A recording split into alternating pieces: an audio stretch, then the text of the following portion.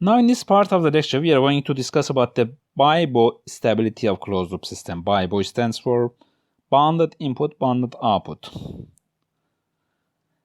We know from the previous lecture that we have the sensitive functions defined as S of S, T of S, and Q of S, given in the form of 1 over 1 plus L, L over 1 plus L, and GC over 1 plus L. So these are what we have from the previous lecture.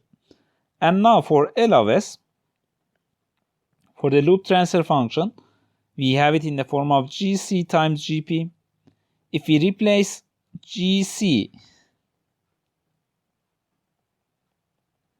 with NC over DC in the form of numerator over denominator, and for GP of S, we have NP over DP of S, again as numerator over denominator.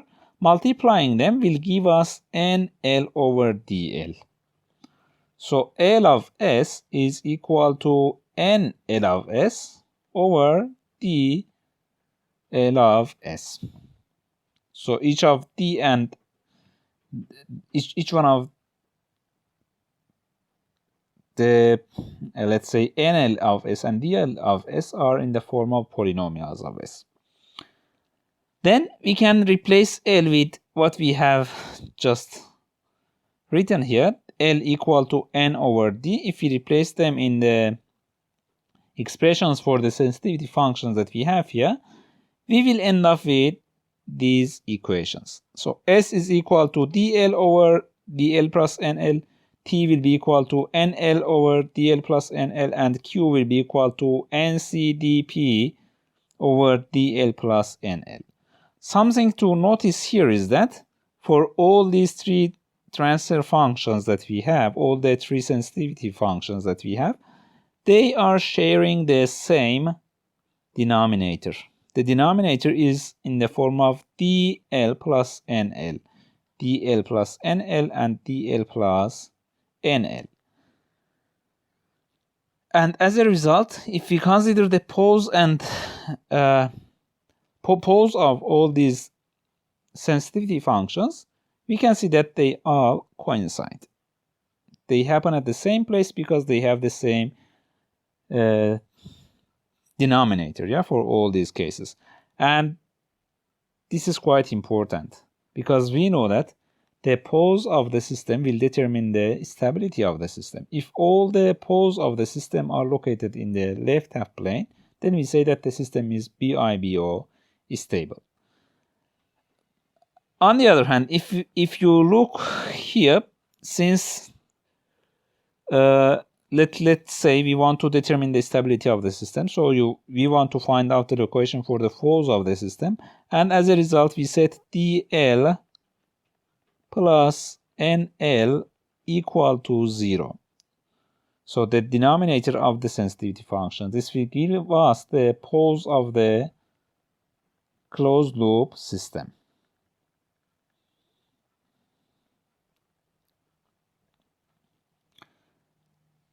Something important to notice here is that NL and DL are obtained by multiplying NC and NP and DC and DP over here. And since as let's say controller designer, we are the ones who determine the NC and DC, the controller part, which are directly affecting DL and NL, we will be able to determine the location of the closed loop pose of the system.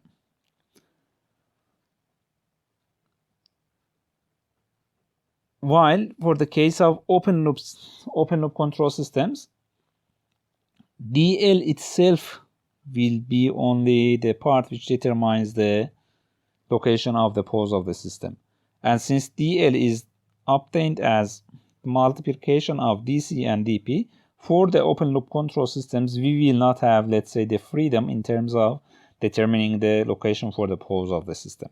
While for the closed loop systems, we will have this opportunity. So if we have, let's say, an unstable system, a system which is originally unstable, we cannot make it stable by let's say using an open loop controller. However, we can make it stable by using a closed loop controller.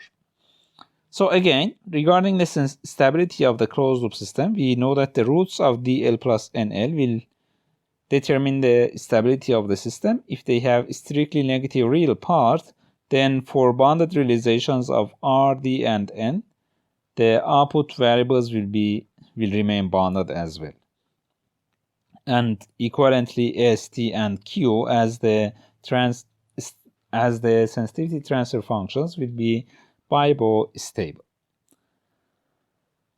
In the next example, you will see how this could be done, but and also later when we analyze the systems using the root locus approach, you will have a better understanding of how the pose of the closed loop system could move by introducing a controller and changing the gain of the system. But as a general rule, just keep in mind that it is possible to design GC, the controller, which is in the form of a transfer function, such that to obtain a BIBO stable closed loop system, even if the process GP was unstable.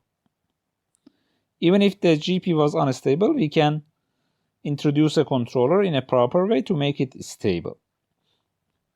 And we do this without cancelling the unstable pose, because cancelling the unstable pose is not a good idea. On the other hand, if you don't design the controller properly, you may destabilize an open loop stable system. So if the system is originally stable, you can make it unstable by applying a, let's say, poorly designed closed loop controller. So basically, if we say that here we have the pole, let's say, of a system. This is the S-plane, so real part and imaginary part, and you can assume that this is initially the pole zero equation for a system. Okay, these are for GP, the process, and we can see that it is unstable because it has a pole on the right half plane. Now, by introducing a proper closed loop controller, we can make it stable. With GC in closed loop form, we can make it stable.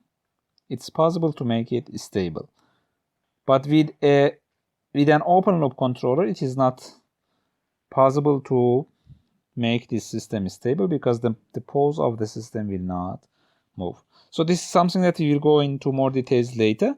But in the next video, I will go through an example which you can see here, and over there it will we will see the 4 different combinations of designing of the effect of a designed controller on the stability of a closed loop system.